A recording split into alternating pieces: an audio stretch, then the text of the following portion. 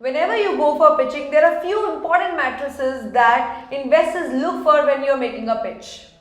Hi, this is Priyanka Mandani and I'm founder of Easy to Pitch, telling you about those few matrices which you need to take care of whenever you are going for the question answer with the investors. When I talk about those matrices, number one, the CAC.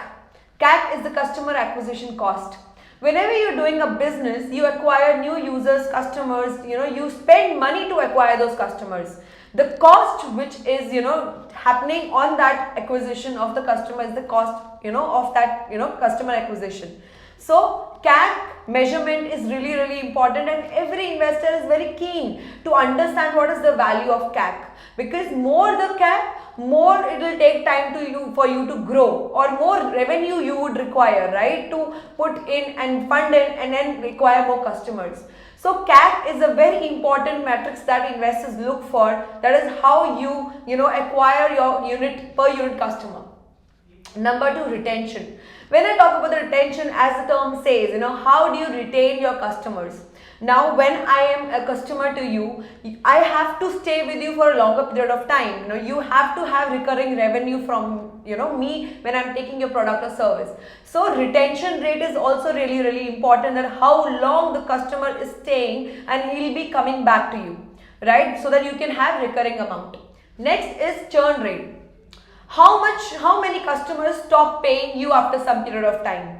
Churn rate is another matrix that investors ask for, that if you are having few customers and they stop by, after some period of time and they stop paying you, then they come into the churning category. So this is another matrix that in the unit economics that the investors want to know, that what is the churn rate, right? With the churn rate, it comes the lifetime value. Lifetime value is another matrix. In this matrix, you get to know that how much for how long the customer is staying with your product or service.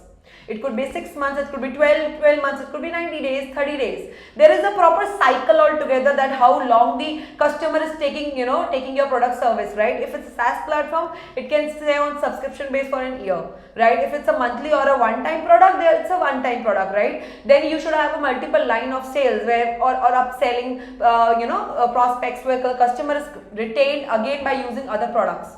They should come to your platform to visit more products, right? So there are two ways. Either it's a 12-month long relationship where you will retain the customer after 12 months, or it's by one time placing order and then again they're coming to purchase any other order, right? Any other product or service. So lifetime value, what it tells how long the customer stays with you. Now, after lifetime value, it is very important to talk about gross margins.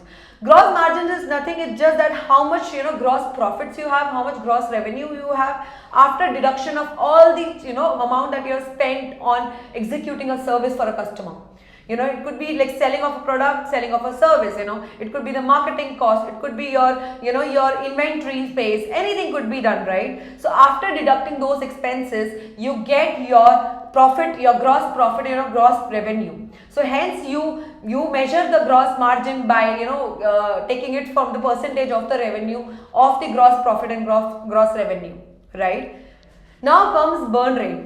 Burn rate is nothing, it's about how much cash you are utilizing or burning from your reserves.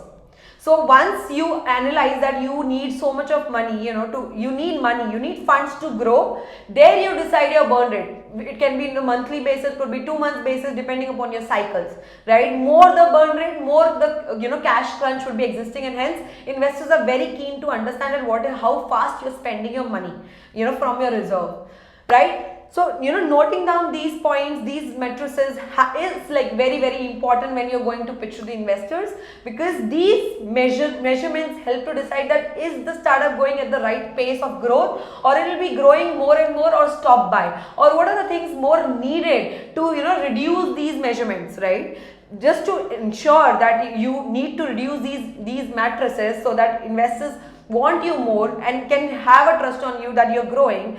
There is another matrix that quote that is said that if your CAC is more than your LTV, your customer acquisition cost is more than your lifetime value of the customer, then the company is going in a very downfall. It will take time to grow, right? So it is very necessary that we reduce our customer acquisition cost and more lifetime value should be there. Hence, investors are very keen of these matrices. So the metrics that we covered so far is the CAC, the customer acquisition cost, the lifetime value of the customer, the churn rate, the burn rate, what is the gross margin, and these, if these are very specified, investors would plan well when they are putting money on you. Hence, keep these matrices ready whenever you are going to pitch to the investors. Thank you.